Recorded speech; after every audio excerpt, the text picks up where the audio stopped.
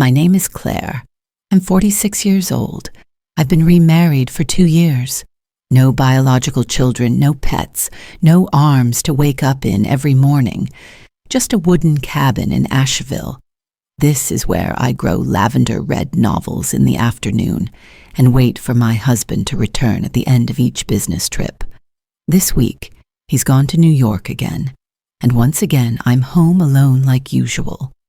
That evening, I made dinner by myself. Pan-seared salmon and roasted vegetables. Same old dish, same old white wine. I turned on the usual jazz playlist, sat in the kitchen, bathed in the warm golden light from the pendant lamp. It felt like I was playing a role that had been on repeat for the past 2 years. The kind wife who knows how to be alone. Then the doorbell rang. I flinched. It was already 8 o'clock at night. Who would come by at this hour? I opened the door slightly. Standing there was Evan, my husband's son from his previous marriage. He was 25, tall, slightly tousled dark brown hair, a backpack over his shoulder, and a small rolling suitcase in hand. The last time I saw Evan was nearly 8 months ago. He came by for lunch with his dad. Claire. He spoke with a hint of hesitation. I was driving back from Raleigh. The car gave me a warning midway. Roadside assistance was tied up, so I was wondering if I could stay here tonight. It took me a second to respond. Not because I was surprised, but because in that moment my heart skipped a beat and I didn't know why. Come in. I stepped aside. Want something to drink? Ta wine, hot cocoa, Evan said with a soft smile. If there's still some left. I paused. I did have a box of dark cocoa low in sugar, the kind only I drank, and I didn't recall ever mentioning it to anyone. You remembered that, I noticed. I saw you make it before, every time you read alone. I let out a small laugh, just a little smile, and at the same time I felt something very soft stir quietly in my chest. Evan set his suitcase down, took off his coat, and sat on the bench by the window. The lights in the house were warm. The jazz music still floated gently in the air. I poured cocoa for both of us, handed him a ceramic mug. When Evan's hand brushed against mine, I flinched a little, not because it was cold, but because that touch no longer felt like it came from a boy I once knew. He had grown up, fully grown, and I, a woman who thought she was too old to feel awkward again, sat on the sofa, clutching a mug of cocoa with both hands like I was afraid to drop it. We didn't talk much, just old stories, schoolwork, deadline mornings, and lonely dinners. But in the quiet spaces between, I felt something unnamed, drifting along the rhythm of warm cocoa. He looked at me for a long time, as if he was trying to understand something beyond the kind image I wore every day. And I avoided that look because I was afraid that if it reached my heart, I wouldn't know which role to play anymore. I woke up at 5:52 a.m., not because of an alarm, but because of the dim light slipping through the curtain, landing softly on my eyelids. The house was still quiet. So quiet I could hear myself breathe. Evan slept on the living room sofa. I had left out a blanket and pillow and turned on the heater before going to bed. Just a proper gesture of hospitality, nothing more. I put on my robe and walked to the kitchen, made coffee like I always do. The grinder whirred. The scent of Arabica filled the space. Then came the sound of footsteps. Light, unhurried, I turned. Evan, white t-shirt, tousled hair, eyes still half asleep. "You're up early," he said, with a soft, husky voice. "Just a habit," I replied, placing a second mug on the counter. We stood across from each other, one on each side of the kitchen. No words, but the air between us had changed. Lighter, warmer, and strangely fragile. "You still have that orchid on the porch?" Evan asked. I nodded. "It almost died a few times, but it keeps coming back." He looked at me, eyes playful but also gentle like people. Right. I paused, not sure if it was his words or the way he said them that stopped me. So calm, yet like he was reaching for something I hadn't dared to touch in a long time.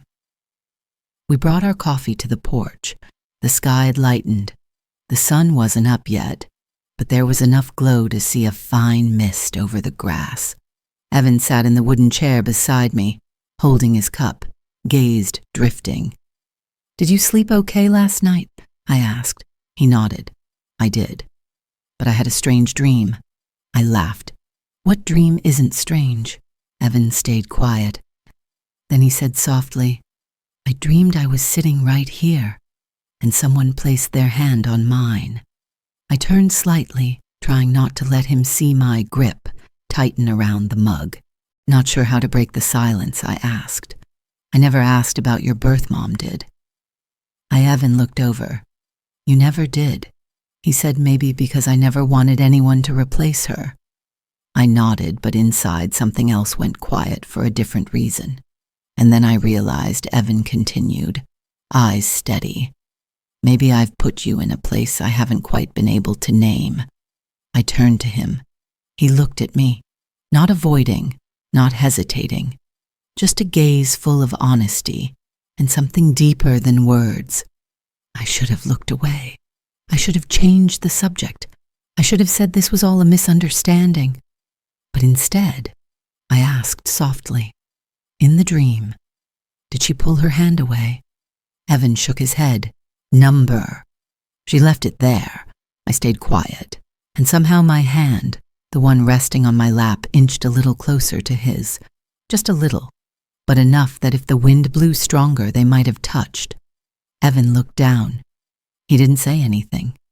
He leaned over, set his coffee cup on the table, then turned to me so gently I didn't have time to react, and placed his warm hand over mine. I flinched slightly, but didn't pull away. We sat there like that on the wooden balcony, the wind tapping around us, the scent of coffee still hanging in the air. A quiet moment, a touch that wasn't accidental. I didn't pull my hand away, and Evan didn't tighten his grip. We let our hands rest together lightly, as if one thought could separate them, but neither of us chose to. "Are you scared?" he asked, his voice barely above a whisper. I didn't answer right away. Instead, I looked out to the backyard. The sunlight had begun to stream through the leaves. "Of course I'm scared," I said, "but what I fear isn't this feeling." Evan tilted his head. "Then what is it?" "I'm afraid I've grown too used to not allowing myself to feel anything at all." The air between us thickened like a scene stuck in slow motion. No one wanted to joke anymore. No one was pretending this was accidental. Evan stood up. I thought he was going to leave, but he didn't. He simply leaned down, picked up the knit shawl I had left draped over the armchair, and placed it over my shoulders as gently as someone holding on to something that was about to slip away. "You're getting cold," he said, just loud enough for me to hear. I looked up. His face was close enough that I could see the light reflected in his eyes that were young and deep, no longer the look of a son of the man who used to live beside me, but the look of a man who was fully present in front of me. "Evan," I said softly, "I don't know what's going through your head, but I'm nearly 20 years older than you." "I know," he said, "but since when does the heart follow age?" I let out a laugh, not because I felt relief, but because I was afraid that if I didn't laugh, I might cry. He sat down beside me again, this time closer, and this time, instead of just touching my hand, he took it fully, clearly. I felt my back tense like a string being drawn too tight. Each heartbeat echoed in my chest. "I thought you were just a memory passing through," I said, eyes lowered to the wooden floor. "And I," Evan interrupted, "I never forgot that you were the first woman who made me feel seen without trying." turned to him. In that moment, I wasn't thinking about the age gap. I wasn't thinking about what people might say. I wasn't thinking about his father. I was only thinking one thing. How long had it been since someone looked at me like that? We still hadn't kissed. We hadn't hugged. We hadn't crossed any physical line. But emotionally, every wall had already been passed. Evan raised his hand and gently touched my cheek with the palm of his hand, warm like fire in winter. "Are you really here with me?" he asked. I nodded. No hesitation, no fear, just a nod, completely honest. And in that moment, with our foreheads pressed gently together, we sat in silence. No lips, no heat, just two people who had once been lonely, breathing in sync. A closeness that needed no name. And I knew even if tomorrow never came in this moment, I was fully alive. That afternoon, we didn't leave each other's side. No hugging, no kissing, no crossing lines. We just sat still, his hand holding mine. Our eyes locked. I even forgot I hadn't eaten anything since morning. Hunger, like every physical feeling, faded behind something quietly burning inside me. The unfamiliar sensation of being seen, even if only once. Evan stood up first. He poured 2 glasses of water and handed me one. He didn't say anything, but his eyes asked, "Are you okay?" I took the glass with both hands. The glass was cold. My palms were warm. "I'm okay." I nodded softly. I just never thought I'd have a midday like this. Evan sat back down next to me with one pillow between us. An unspoken agreement between two people standing on the edge, but not yet ready to cross. "I don't want you to feel uncomfortable," he said. "No." I shook my head. "I don't feel uncomfortable. I'm afraid I'll get used to having someone next to me." He stayed quiet for a moment. "Then maybe we should try getting used to it." I looked at him and smiled softly. Evan had never lived long in this house, just someone passing through for a few months while the dorm was being renovated. But the way he moved through the air here, the way he understood each quiet space, each glance, each breath, caught between pauses, made me feel like he had been here before I ever moved in. "Have you ever been with someone?" I asked, surprised at my own question. Evan laughed. "You mean someone like you?" "No, I mean someone who made you want to stay." He paused, thinking, then shook his head. "I've had people who made me feel happy, but never anyone who made me feel like I could stop running." That line hit like a cold wind through my shirt. I turned away, not from shame, just trying to hide the sting in my chest under the midday sun. Then I asked without thinking, "If your dad comes back tomorrow, everything from last night, this morning, this moment, what would you call it?" Evan looked straight at me. No hesitation. "I wouldn't label it. I'd just keep it. Keep what that feeling. Sitting next to you, saying nothing and still feeling whole." I gripped my glass a little tighter. The water wasn't cool anymore, but that gaze still sent a chill down my spine in the most beautiful way. "I don't know what to call this." "Then don't name it," Evan said. "Just don't deny it." A long silence followed. I stood up and walked to the window where the sun was starting to blaze. Evan didn't follow. He stayed where he was, close enough that I could hear him breathe, far enough that I didn't feel cornered. I spoke softly without turning around. "If this is the only time, would you regret it?" "No," he said, "because I know this one time was real." That evening, the temperature dropped unexpectedly. I opened the closet and pulled out an extra blanket.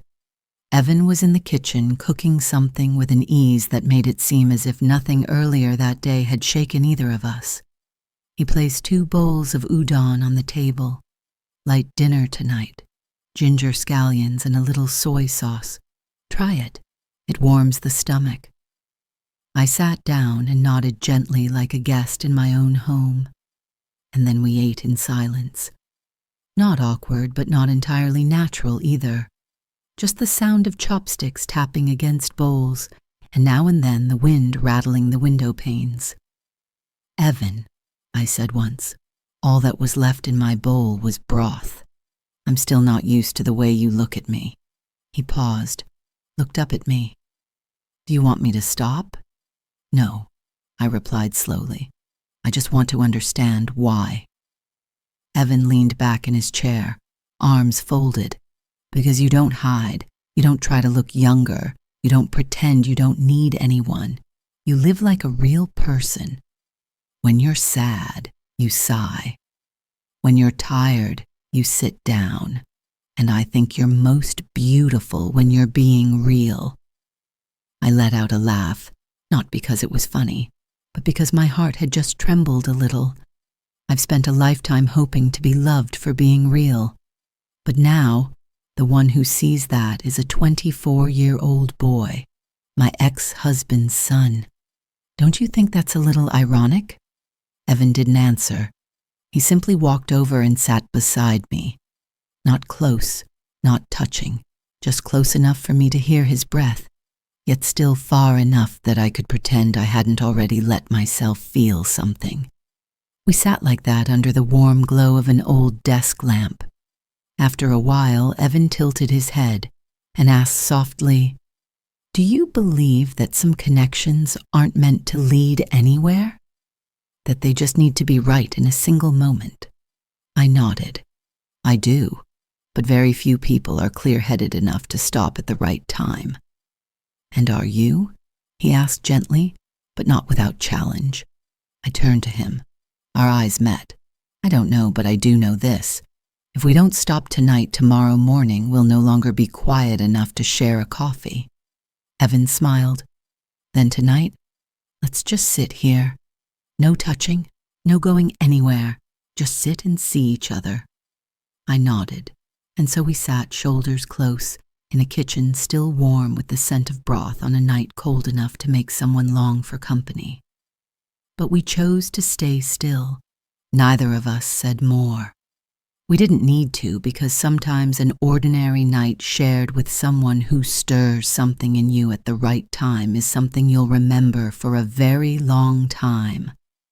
I woke up in the middle of the night, not from a nightmare, not from the cold, just a stillness so deep that it opened my eyes, as if my body wanted to hold on to that quiet just a little longer. Out in the living room, the candle Evan had lit was still burning. The scent of cedarwood and vanilla gently drifted through the air, warm, soft, and tender like an old jazz tune. I pulled on a sweater and stepped out. Evan was still there asleep on the sofa, his hand curled under his head like a pillow, one shoulder uncovered beneath the light blanket. I gently pulled the blanket up to cover him. It was instinct. Then I sat on the floor beside the sofa. No thoughts. No plans, just a quiet need to be near a little longer. I looked at him, eyes closed, breathing steady. That youthful face no longer made me feel unsure, like it did last night. In fact, it made me feel truly grown enough not to turn a rare moment into something I would regret tomorrow. I rested my cheek on the edge of the couch near where his hand had fallen.